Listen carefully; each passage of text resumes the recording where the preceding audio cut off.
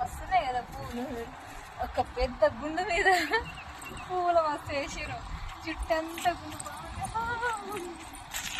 నాకైతే ఫుడ్ లేకుండా ఇట్లా అడవిలో వదిలేసారు అనుకోండి, అన్నం తినకుండా ఒక చాయ్ మీద కూడా 10 రోజులు బతుకుతానేమో నేనైతే.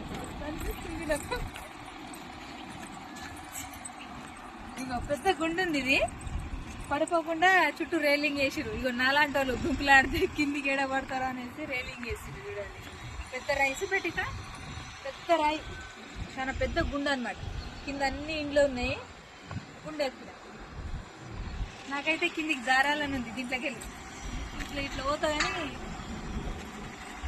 ఏడైనా పడతా నేను పట్టాను.